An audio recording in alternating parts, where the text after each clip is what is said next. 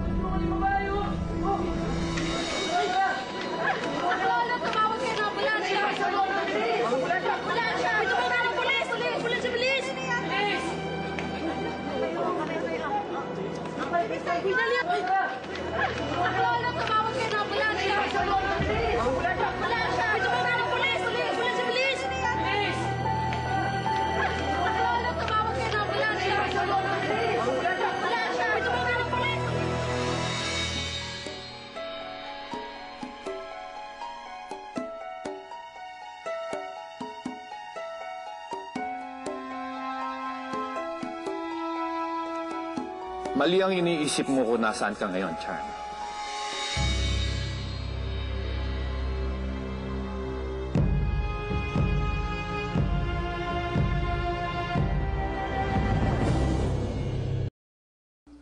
Wala ka munang hahanapin at wala kang irereklamo.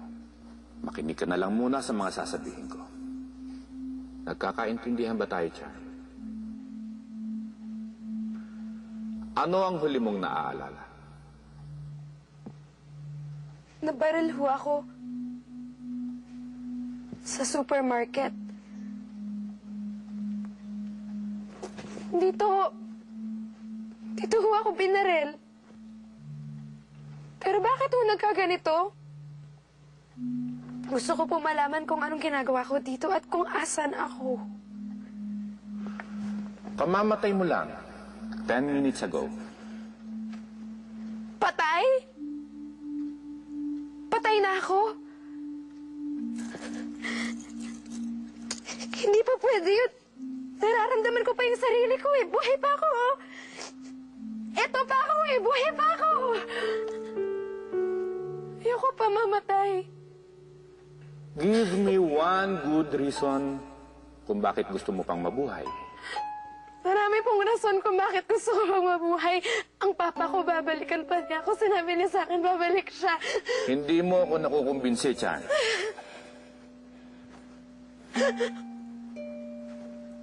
Marami pa akong gusto gawin sa buhay ko, katulad ng mag-asawa, magkaanak, magkapamilya. Ayoko pang mamatay. Sa tingin mo, mangyayari ang lahat ng yon kapag nabuhay ka pa muli. Ang alam ko maraming magaganda ang mangyayari sa buhay ko. I just want to live.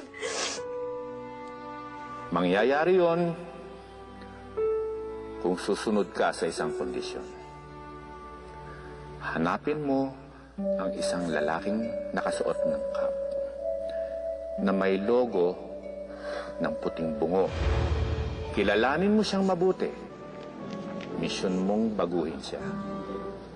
At kailangan mabago mo ang kanyang pag-uugali sa loob ng 3 araw. Kapag hindi na bago yon, hindi na rin maibabalik ang buhay na nawala sa iyo.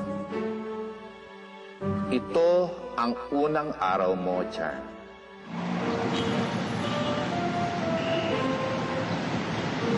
Manong, Bakit? wala ho.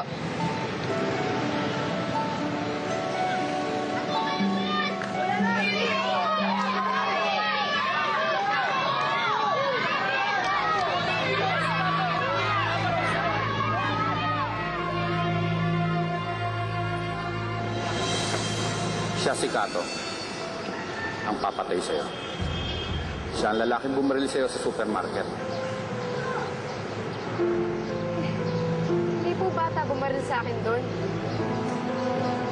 Sigurado po ako na natatandaan ko po yung mukha niya eh. 10 years from now, magkikita kayo muli ng bata. And 10 years from now, isa na siyang kriminal. Habang hawak mo pa ang 3 araw, pwede mo pa siyang pigilan.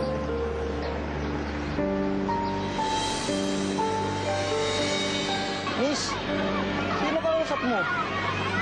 Wala ho.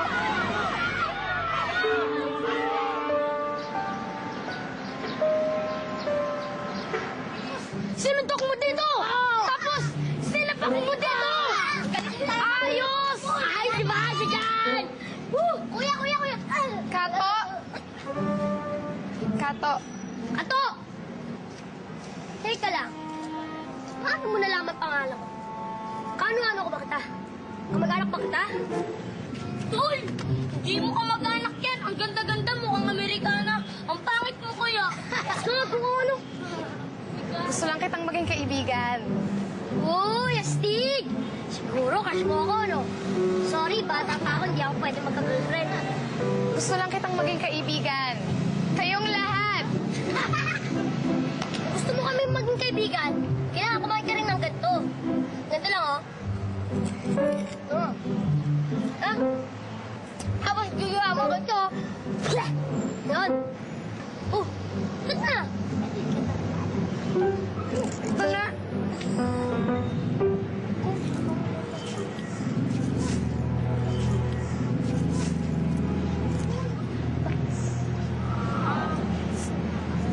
Sino-sino yung mga yun? Mga kaibigan niyo rin? Ah, si Baxter yun. Astig yun. Siya yung leader ng Nenok Boys. Nenok Boys? Anong Nenok Boys? Wait!